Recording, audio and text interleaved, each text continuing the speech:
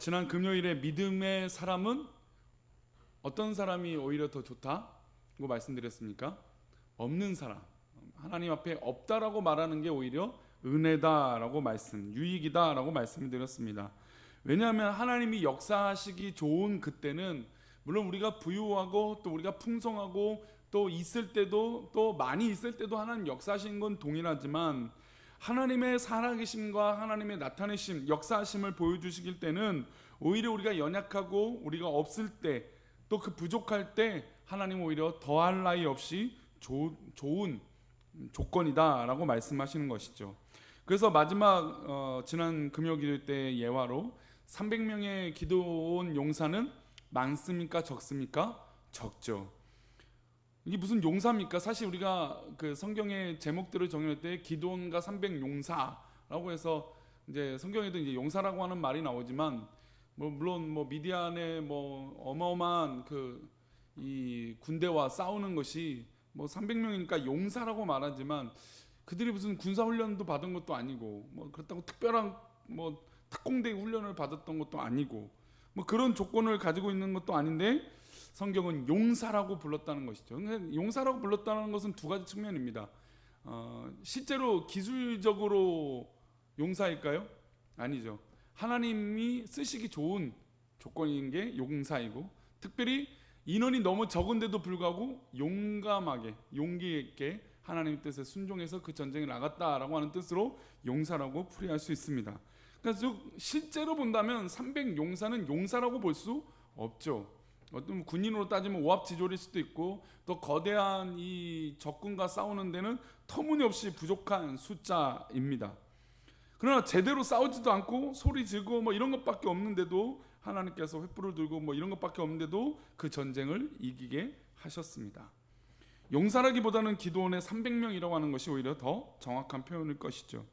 그리고 12명의 정탐꾼을 또 말씀드렸어요. 12명의 정탐꾼 중에 가나안 땅을 정탐을 했는데 10명은 다 아니다, 우리는 못 간다, 우리는 메뚜기와 같다 라고 하는 이 메뚜기 컴플렉스, 유명한 표현이 있죠.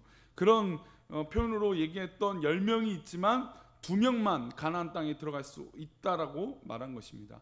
12명에 비하면 2명은 많습니까? 적습니까? 굉장히 적은 숫자라는 것이죠. 사실 이제 12명 중에 2명이라고 했지만 이 10명의 보고 때문에 모든 이스라엘 백성들이 동의를 했어요. 우린 다 못 간다. 그래서 옷을 찢고 울면서 우리가 여기서 다 죽게 만들어가나, 우리 애굽으로 돌아가자. 모든 이스라엘 백성들이 이 2명의 정탐꾼과 모세를 가만두지 않았다는 것이죠. 그런 것을 보면 하나님께서 이 적은 것을 들어서 사용하시는 것을 볼 수 있습니다. 또한 마지막인데 5,000명을 먹이신 놀라운 예수님의 기적에서 오병이어는 없어도 너무 없는 거죠. 이건 도시락 하나잖아요. 그렇죠? 그것도 아이가 먹는 이 도시락 하나, 이 도시락 하나가 5,000명을 어떻게 해결할 수 있겠습니까? 그런데 몇 강주리가 남았습니까? 12강주리가 남았죠. 300명을 가지고 이기고 정탐꾼 2명이 오히려 그 정복전쟁의 앞장서서 다스리는 장군이 되고, 또 오병이어 가운데 도시락 그 하나를 들어서 하나님 사용하신 것을 보면 없는 것이 오히려 믿음의 사람에게는 더할 나위 없이 좋은 조건이다 라고 하는 것을 느낄 수 있었다고 말씀드렸습니다. 그래서 혹시나 오늘 이 밤에, 물론 지난주 이제 기도할 때는 그렇게도 기도했습니다. 우리가 없지만 우리가 없는 것에 너무 초점을 맞춘 것이 아니라 하나님께서 응답해달라고, 있게 해달라고 기도하자고 또 말씀을 드렸습니다. 그러나 혹시나 우리 마음 가운데 없는 것 때문에 낙심한 마음이 있다면 이 밤에 기도할 때 이기시기를 축복합니다. 오히려 내가 없음으로 말미암아 누가 일하시기 더 좋은 조건이라고요? 하나님께서 일하시기 더 좋은 조건이기 때문입니다. 우리 사랑하는 우리 금요기도에 오신 성도님들은 없을 때 이때가 하나님 역사하실 때구나, 내가 부족할 때 하나님께서 채워주시기 좋을 때구나, 이렇게 어려울 때 오히려 하나님께서 크신 역사를 나타내실 때구나 라고 믿음으로 고백되어지는 그런 은혜의 응답의 시간이 되기를 축복합니다. 오늘은 이제 이에 반대로 반대의 입장을 한번 이야기해 보고자 합니다. 이제 반대의 입장이라는 건 있는 것에 대해서 말씀드리는 것이 아니라 이 불신자들, 즉 하나님에 대해서 없다라고 말하는 사람, 하나님을 믿지 않는 사람을 우리가 어떻게 대해야 되고 어떻게 우리가 기도해야 되고 또 이 밤에 우리는 그 모습을 통해서 어떻게 기도해야 될지 한번 살펴보고자 합니다. 그러면 그 불신자들은 왜 하나님이 없다라고 이야기할까요? 요즘 하나님이 없다고 하고 교회가 정말 뭐 말도 안 되는 교회를 향해서 맹목적으로 비난하는 사람들의 이야기를 정리해 보면 교회를 전혀 교회로 보지 않습니다. 마치 미신적인 집단으로 비난하면서 아유 목사만 추종하는 뭐 집단 뭐 이렇게 막 얘기하면서 교회를 막 폭격을 하고 있죠. 그러면서 하는 말이 하나님이 계시다면 증거를 보여달라. 나는 도저히 교회가 하는 것을 보고 하나님이 계시다는 걸 볼 수 없다라고 이야기합니다. 이야기를 들을 때 이런 표현을 들을 때 합리적이라고 느낄까요? 안 느낄까요? 그런 표현들이 합리적인 표현이라고 말할 수 있습니다. 그렇죠? 그들이 합리적이라고 생각하는 거죠. 나는 하나님이 계시다면 하나님 보여줘. 하나님 보여주면 뭐 내가 다시 한번 생각해 볼게. 믿는다라고 말은 하지 않고 그렇게 이야기합니다. 교회가 교회다운 걸 보여주면 뭐 그러면 다시 한번 생각해 볼게. 이렇게 이야기를 한다는 것이죠. 하나님이 계시다는 증거를 보면 믿겠다라고 하는 말이 합리적인 것 같지만 전혀 합리적이지 않다라는 것입니다. 그래서 이렇게 무신론자에게 이렇게 묻습니다. 그러면 정말 하나님이 계시다는 걸 보여주면 증거를 보여주면 믿겠냐라고 다시 묻습니다. 당신 그러면 하나님 계시다는 거 보여주면 믿겠습니까? 라고 물으면 어떻게 대답할까요? 하나님이 계시는 걸 보여줘라고 질문했던 사람이 어떻게 대답할까요? 아니다라고 얘기합니다.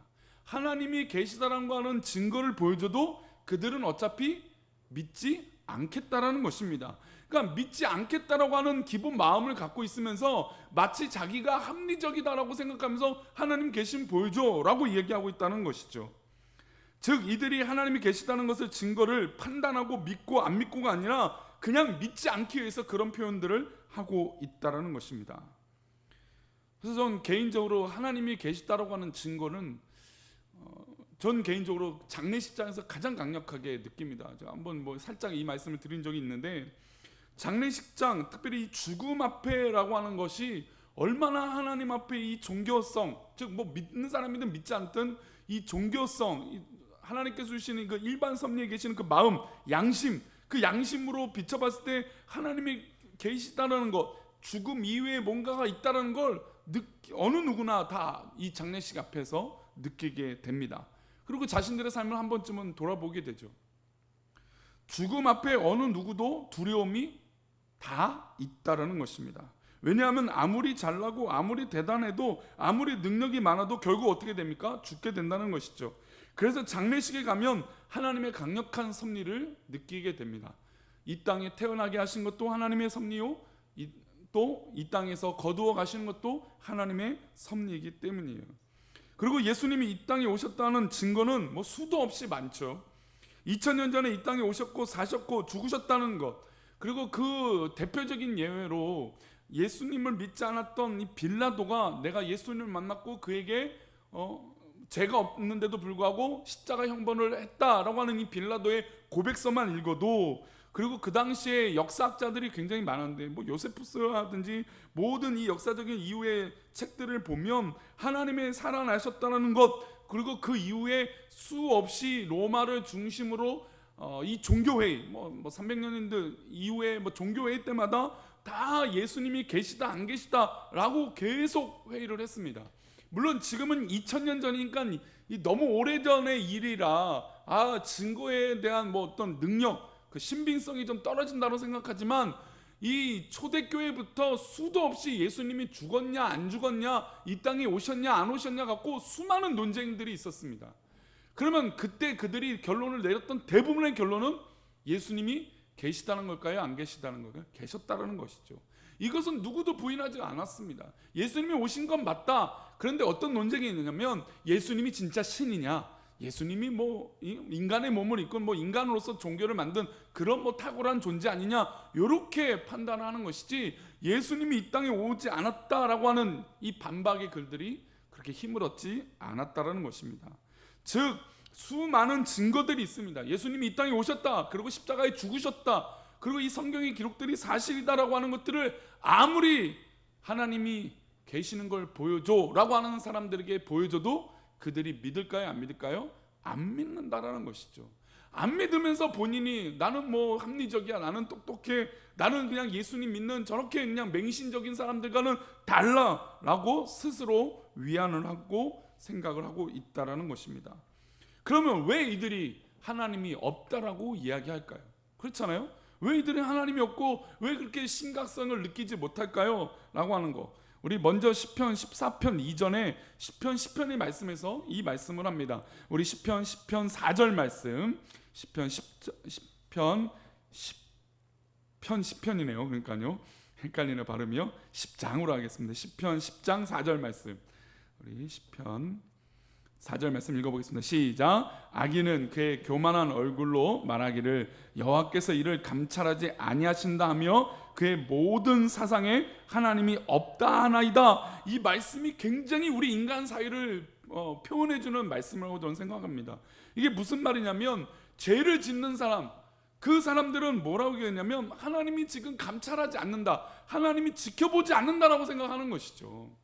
그러니까 스스로 죄를 지어도 어떻게 될까요? 합리화가 생기는 거예요. 지금 죄를 짓는데 하나님이 보지 않으니까 내가 죄를 짓고 있어도 괜찮다라는 것이죠. 마치 어떤 심보냐면 들키지 않았다, 걸리지 않았다라는 것이죠. 걸리지 않았으니까 나는 죄를 짓지 않았다라고 생각한다는 것입니다. 그러니까 그의 모든 사상에 누가 없다라고 말하는 것이죠. 하나님이 없다라고 말하고 있다는 것입니다. 하나님이 지켜보지 않는다, 하나님 나를 지금 보고 계시지 않는다, 그래서 하나님이 없다라고 말하는 그 사람을 시편 4절 말씀, 시편에서 4절 말씀에 이렇게 시작을 하죠. 악인은 이라고 하였습니다. 즉 하나님을 믿지 않고 하나님이 없다라고 말하는 사람, 그 악인은 뭐라고 그 다음 표현하고 있냐면 그의 교만한 얼굴로 말하기를. 그래서 거짓말을 이야기하거나 어떤 그런 잘못된 것을 이야기했을 때 또 때로는 제가 이 말을 언제 이 강대상에서 안 하게 될지 모르겠는데 우리가 얼마 전만 해도 느꼈잖아요. 그죠? 거짓말을 분명히 하고 있는데 얼굴이 어떻습니까? 얼굴빛 하나 안 바뀝니다. 우리는 다 알고 있어요. 그것이 뭐 명백한 증거가 나오지 않더라도 모든 것이 다 증명하고 있어요.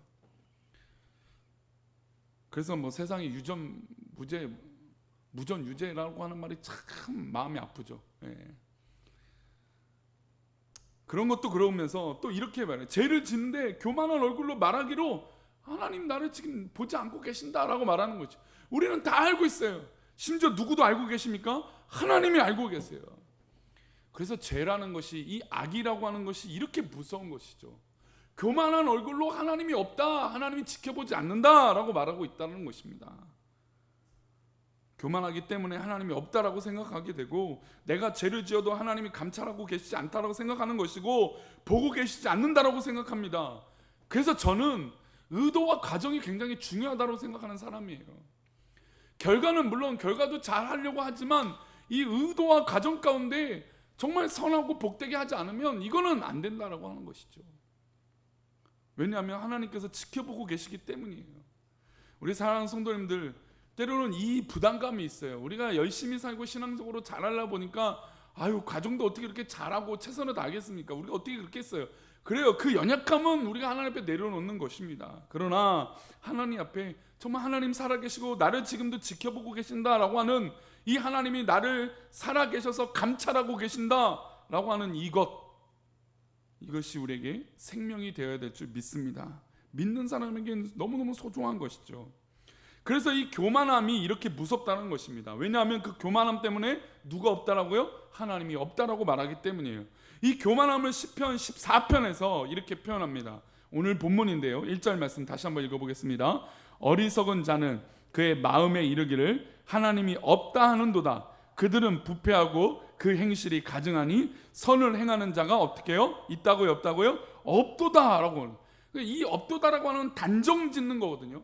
사실 우리가 생각할 때 단정 짓는 게 어디 있습니까? 그렇죠? 아니 어느 정도 뭐 있어도 선한 모습이 조금이라도 있지 않을까? 의도라도 조금이라도 있지 않을까라고 하는데, 하나님 앞에 선과 악은 하나님이 있다 없다라고 하는 차이라는 것입니다. 우리가 이 선을 잘한 행동 못한 행동으로 자꾸 생각하는데 그게 아니라 하나님께서 생각하는 악은 하나님이 있다고 없다라고 판단하는, 그래서 악은 하나님이 없다라고 생각하는 것이고 선은 하나님이 있다라고 생각하는 것을 선이라고 말씀하고 있다는 것입니다. 그래서 어리석은 자는 그의 마음에 이르기를 어떻게 합니까?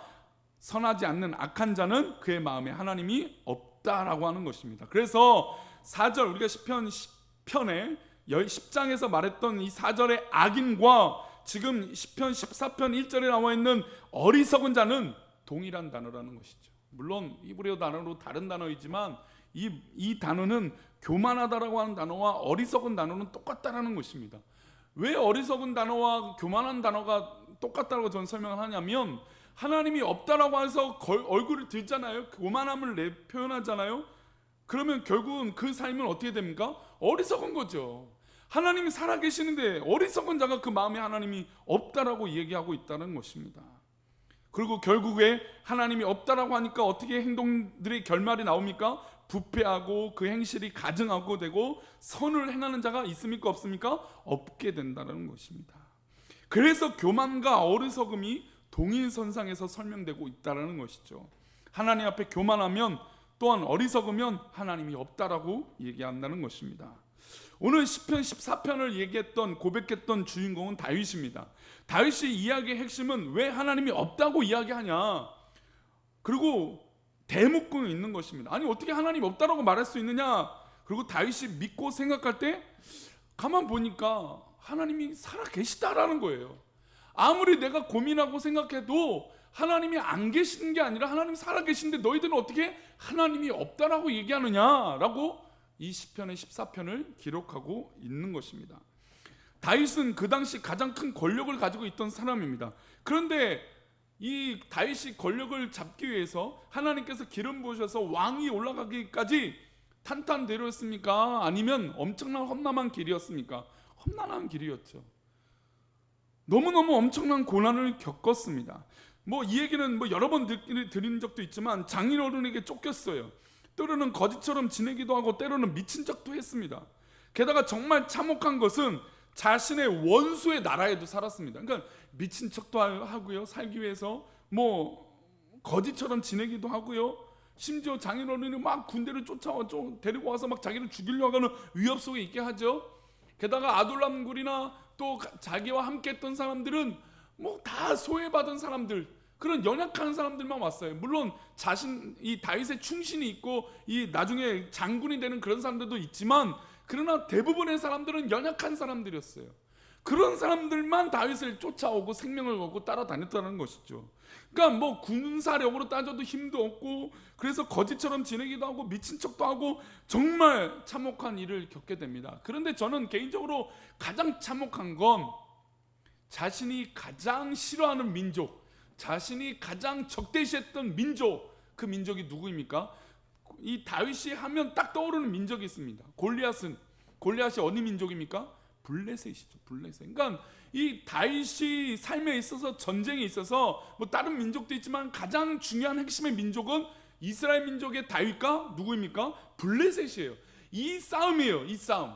이 싸움을 이제 왕이 올라가서도 나중에 이제 이 다윗이 왕이 올라가서 왕이 직전에 또 왕이 올라가서도 어떤 일을 하냐면 어디를 가든지 하나님께서 이기게 하셨다라고 하는 말씀이 나오는 그 구절 가운데 누구랑 싸우냐면 블레셋 민족과 싸우는 구절들이 계속 나와요. 그러니까 하나님 앞에 인정받는 그 형통함을 느끼는 그 순간에도, 그리고 만군의 하나님 여호와께서 함께 계시니 다윗이 점점 강성하게 가니라, 이 사무엘하 5장 말씀에도 이 블레셋 민족과 싸워서 이긴 후에 이 표현들이 나온다는 거죠. 그러니까 블레셋은 이 다윗의 입장에 볼 때는 가장 원수예요. 블레셋 입장에서도 원수이고 다윗 입장에서도 원수예요. 서로 원수예요. 이들은 같이 할 수가 없어요. 근데 이 다윗이 이 블레셋 사람들을 향해서 자기가 살기 위해서 어떻게 하느냐? 미친 척을 합니다. 우리 사무엘상 21장 13절입니다. 사무엘상 21장 13절 말씀 읽어보겠습니다. 시작. 그들 앞에서 그의 행동을 변하여 미친 채 하고 대문짝에 그적거리며 침을 수염에 흘림에, 이게 뭐냐면 이 대문이 있잖아요. 그 문 귀퉁이에 있어갖고 막 이렇게 미친 척하면서 머리를 박고 그적거리고 있는 거예요. 이렇게 그 머리를 계속 박고 있는 거예요. 이렇게 그적거리고 있어요. 그러니까 블레셋 사람이 얼마 전만 해도 자기랑 싸웠던 이 장군이잖아요, 그렇죠? 장수잖아요. 다윗은 뭐 어쨌든 사울 왕의 사위고 하니까 장군이잖아요. 근데 그 사람이 와갖고 미친 척하고 대문짝에 그적거리고 있어요. 근데 그것뿐만 아니라 어떻게 해요? 이렇게 그적거리면서 침을 이렇게 흘리고 있는 거예요. 수염이 다 젖도록. 누가 봐도 이 미친 것 같은 거예요. 아이고 이제 쫓겨다니니까 이 다윗이 미쳤구나. 아이고 이렇게 했어요. 그런데 그 블레셋 지경의 아기스가 이렇게 말합니다. 우리 14절 말씀 읽어보겠습니다. 시작. 아기스가 그의 신하에게 이르되 너희도 보거니와 이 사람이 미치광이로다. 어찌하여 그를 내게로 데려왔느냐. 이 미치광이를 뭐하러 데려왔느냐라는 거죠. 이 미치광이를 아무 쓸데도 없는 이 사람을 어떻게 하느냐. 그러니까 사실 원수이기 때문에 지금 다윗을 어떻게 할 수 있는 좋은 찬스입니까? 죽일 수 있는 좋은 찬스예요. 미쳤다라고 하지만 이 다윗이 주는 상징성이 있다라는 것이죠. 근데 그 상징성이 있기 때문에 이 아기스를 비롯한 블레셋 사람들은 다윗을 죽일 수 있는 절호의 기회예요. 근데 미쳤으니까 상종을 안 하는 거죠. 아유, 쟤는 이제 도무지 안 되겠구나라고 죽일 이유도 없다고 하는 그 정도의 미친 모습을 다윗이 보여준 겁니다. 참 연기를 잘한 것 같아요, 다윗이요. 연기를 참 멋지게 잘한 것 같습니다. 그래서 미친 척을 해서 이 사람이 이렇게 말합니다. 그래서 15절에 이렇게 얘기합니다. 15절 말씀 읽어보겠습니다. 시작. 내게 미치광이가 부족하여서 너희가 이 자를 데려다가 내 앞에서 미친 짓을 하게 하느냐. 이 자가 어찌 내 집에 들어오겠느냐 하니라. 그러니까 이렇게까지 다윗이 하려고 했던 이유가 뭘까요? 살기 위해서죠. 지금 이 아기스 옆에 딱 붙어있지 않으면 죽게 되니까. 그래서 이 미친 척을 하면서라도 살기 위해서 이렇게 붙어 있는 것이죠. 근데 아기스는 뭐 다윗을 받아들일 마음이 없는데도 불구하고 이 신하들이 데리고 와서 그 곁에 두게 만들었습니다. 즉 다윗은 생명을 부지하기 위해서 원수의 나라 그 핵심에 딱 들어갔어요. 그런데 이게 사실 도박이잖아요, 그렇죠? 도박은 이길까요, 질까요? 질 확률이 훨씬 더 많죠. 뭐 결국은 지는 게 도박이죠. 그러니까 다윗은 어떻게 보면 도박을 한 거예요, 지금. 왜냐하면 지금 적군의 이 중심지에 딱 들어가면 살든지 죽든지거든요. 그래서 살기 위해서 아이디어 하나를 딱 떠오른 게 미친 척 한 거예요. 그러니까 그만큼 살고 싶었던 거죠. 그만큼 살기 위해서 이 블레셋 지경에 들어갔던 것입니다. 이렇게 목숨을 부지하기 위해서 미친 척하며 살았습니다. 또한 다윗은 사울을 피하여 블레셋으로 도망하는데 우리 또 이렇게 말합니다.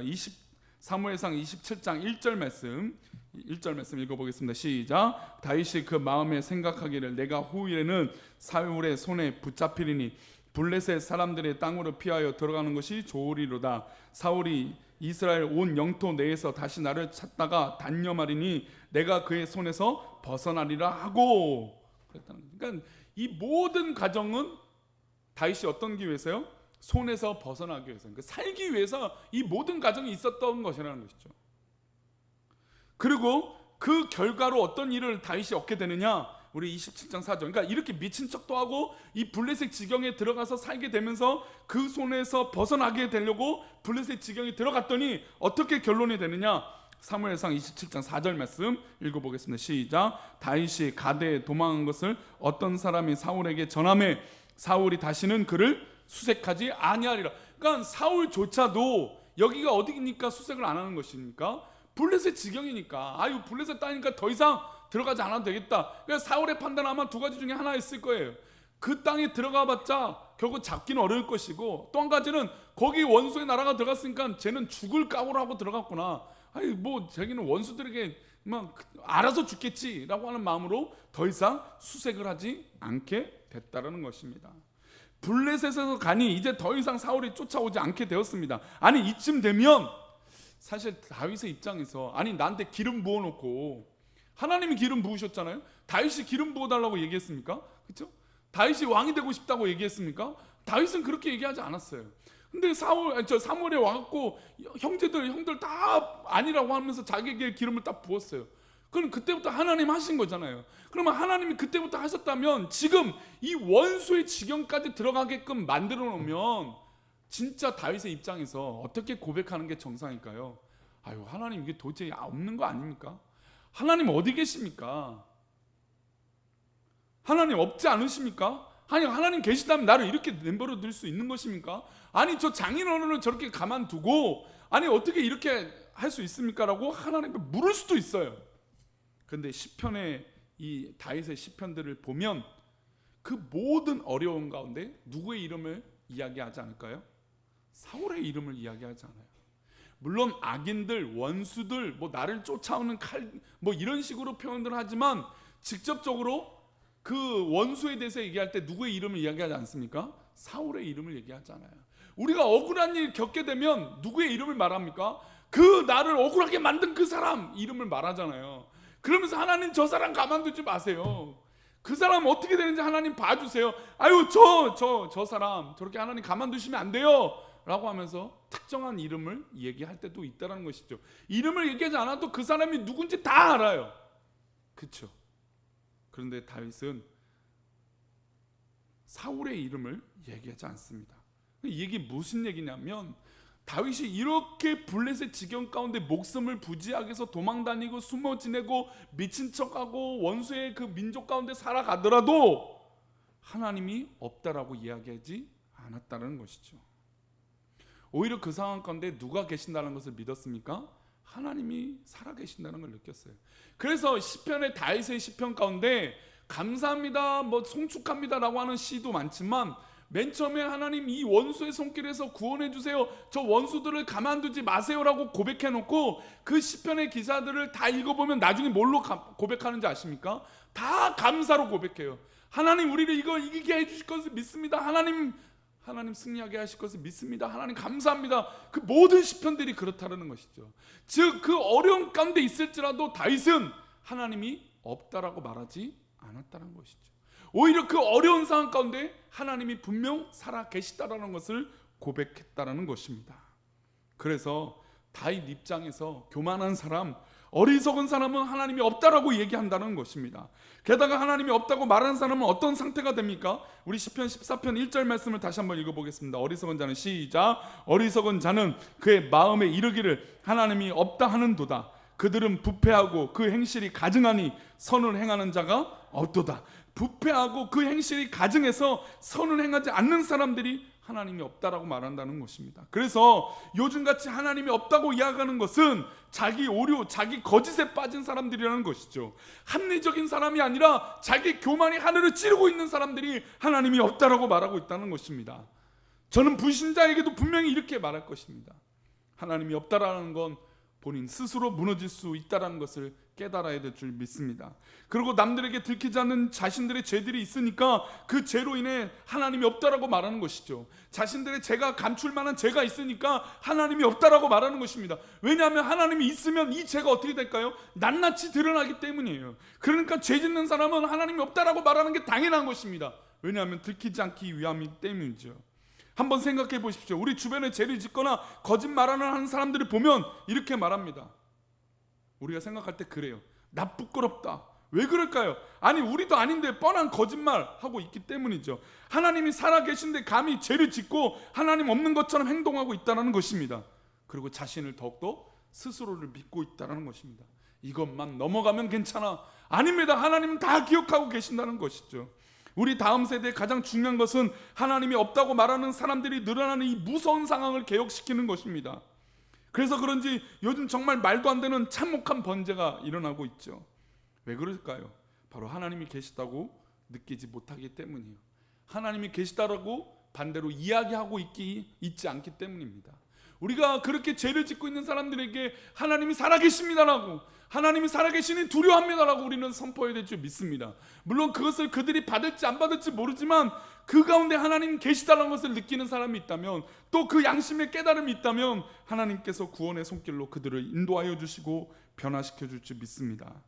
이렇게 하나님이 없다고 말하는 이 시대에, 이 밤에 그렇다면 우리는 어떻게 기도해야 될까요? 이렇게 하나님이 없다라고 말하는 어리석은 시대에 우리는 어떻게 기도해야 될까요? 우리의 기도는 2절을 한번 보겠습니다. 시편 14편 2절의 말씀입니다. 2절 말씀 읽어보겠습니다. 시작. 여호와께서 하늘에서 인생을 굽어 살피사 지각이 있어 하나님을 찾는 자가 있는가 보려 하신즉, 할렐루야. 여호와께서 하늘에서 지금 우리의 인생들을 굽어 살펴보고 계신다는 것입니다. 하나님도 생각이 있어요. 지각이 있다는 거 하나님도 판단하고 계신다는 것입니다. 그러나 하나님의 그 판단과 생각은 우리의 생각과 다른 것이죠. 근데 자꾸 우리 생각에 그 하나님의 생각을 끼워 맞추는 것입니다. 아니 왜요? 왜 하나님 왜 안 돼요? 라고 이야기하고 있다는 것이죠. 그러나 하나님은 생각이 있으세요. 하나님 판단이 있으세요. 하나님의 때가 있습니다. 그리고 그 하나님의 지각은 어떤 지각의 조건이냐? 하나님을 찾는 자가 있는가 본다고 하고 계신다는 것이죠.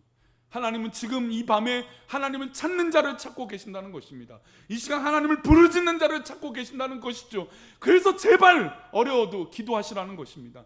아무리 어려워도 기도할 때 하나님께서 우리 사랑하는 성도들을 지켜주신다는 것입니다. 하나님은 그 찾는 자가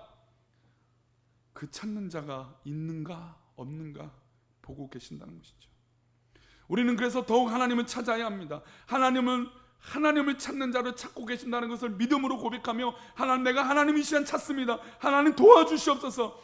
교회는 더욱더 하나님을 찾아야 됩니다. 믿음의 성도는 더욱더 하나님을 찾아야 됩니다. 내가 믿음이 있다면 하나님을 또 찾고 계속 찾아야 될 줄 믿습니다. 하나님의 도우심을 구하고 모든 순간 하나님 살아계심을 믿고 기도해야 될 줄 믿습니다.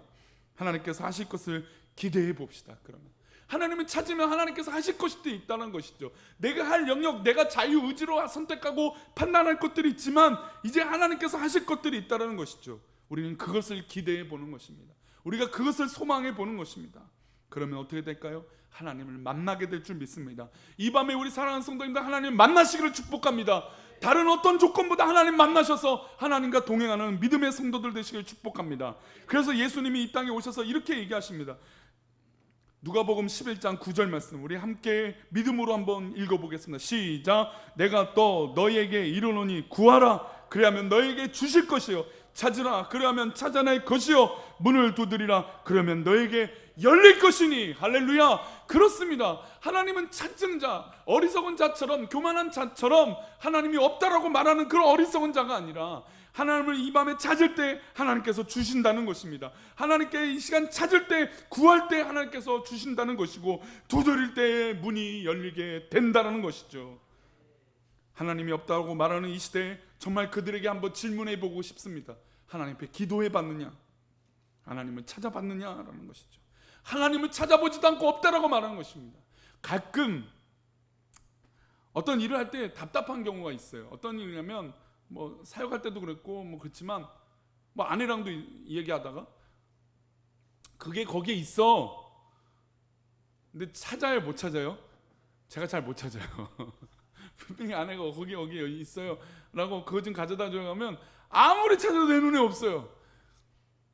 근데 제가 찾았다는 건 핑계일까요, 뭘까요? 핑계죠. 잘 못 찾는 거예요.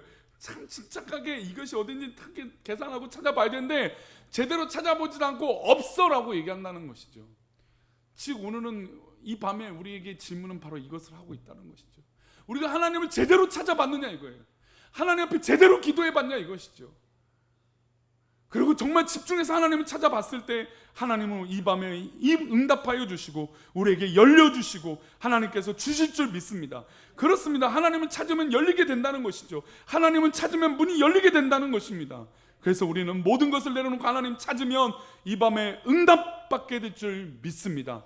우리 사랑하는 꿈꾸는 교회는 앞으로 하나님을 찾는 것에 힘썼으면 좋겠습니다. 하나님이 없다라고 말하기 전에 하나님을 더욱더 찾는 믿음의 성장과 믿음의 성숙이 있는 우리 금요기도에 오신 우리 사랑하는 성도 되시기를 축복합니다. 하나님을 만나시길 바랍니다. 성령님을 만나시기 바랍니다. 기도하심으로 주의 응답받기를 축복합니다. 이 시간 우리 주 없이 살 수 없네 우리 구주 예수 의지함이 우리 힘차게 박수치며 하나님 앞에 찬양하겠습니다.